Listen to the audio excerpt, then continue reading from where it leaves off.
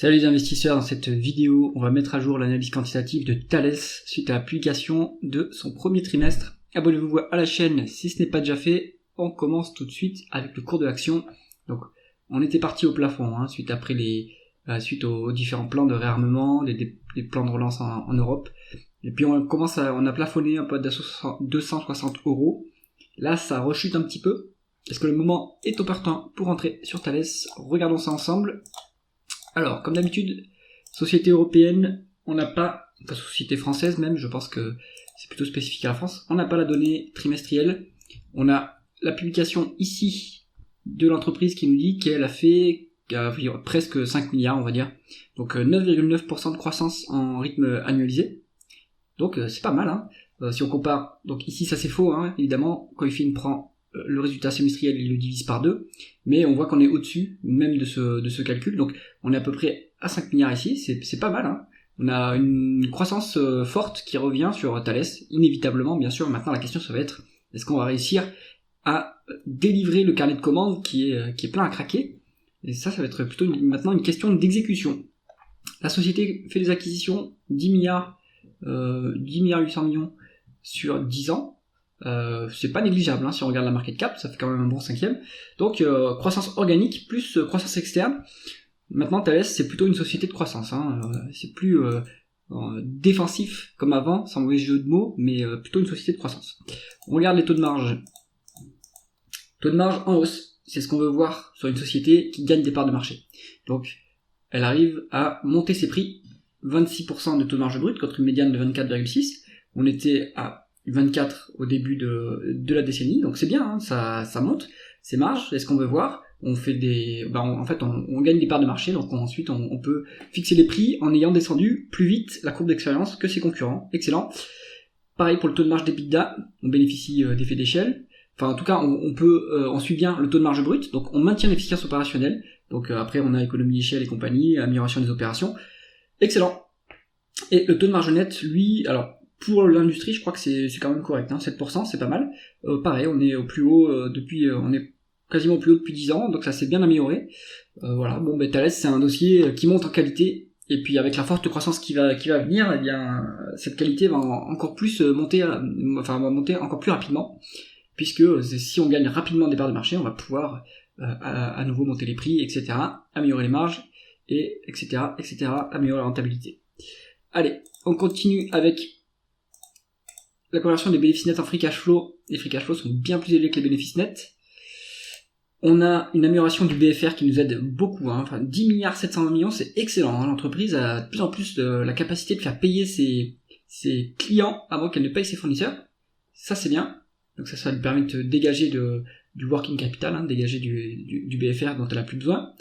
Ensuite, on a peut-être une dépense en capital qui est un peu moindre qu'avant, oui, pour 2 milliards et demi.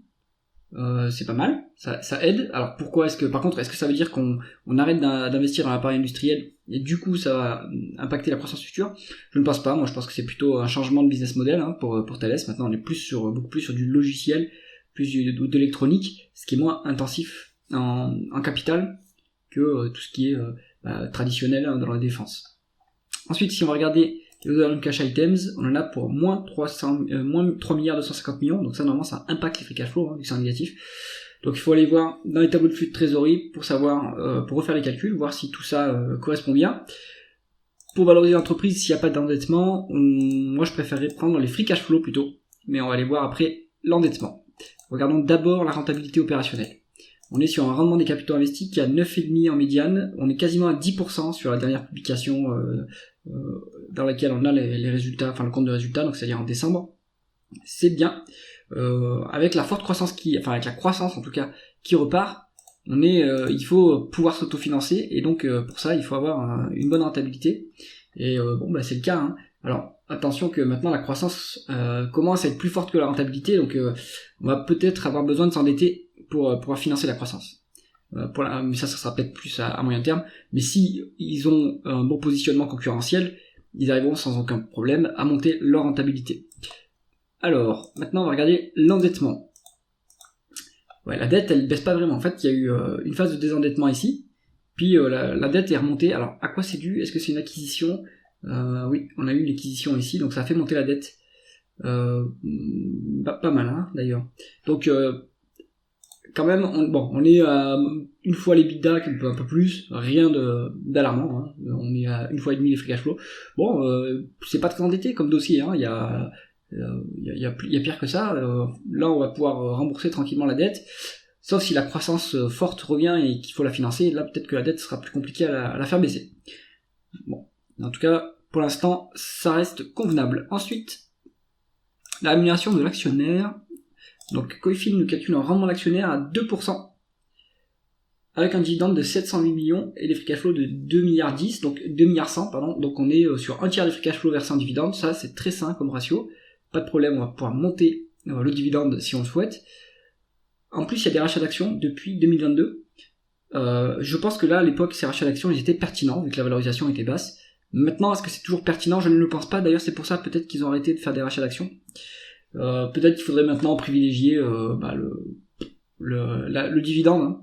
Le dividende, ou alors garder les cash flows pour financer la croissance. Donc, ça va être plutôt ça la question à mon avis. Donc ce rendement d'actionnaire, je le vois pas bouger beaucoup plus. Si on veut avoir un meilleur rendement d'actionnaire sur Thales, il faudra que la valorisation baisse un petit peu. On va regarder ça. Et voilà, hein, donc on est sur une médiane 10 ans, on est surcoté de 70%. Est-ce que cette médiane 10 ans est toujours pertinente vu que le contexte a énormément changé maintenant? Je sais pas trop. On est peut-être sur un nouveau business model, un nouveau contexte de croissance. Donc peut-être que ce multiple veut rien dire, mais donc moi je fais pas de société de croissance, donc je peux rien vous dire sur la valorisation, si ce n'est qu'en absolu c'est élevé et par rapport à l'historique de la société c'est élevé. Maintenant, si on double l'EBITDA par exemple, en fait, ce multiple il est beaucoup plus faible que ce qui est indiqué ici. Mais nul ne sait faire des prévisions de croissance, même les analystes se trompent sur ce sujet. Donc moi, je me garderai bien d'en faire. Et donc je resterai plutôt à l'écart de Thales. J'espère que cette vidéo vous a intéressé. Si c'est le cas, mettez un pouce vers le haut et pensez à vous abonner à la chaîne. À bientôt.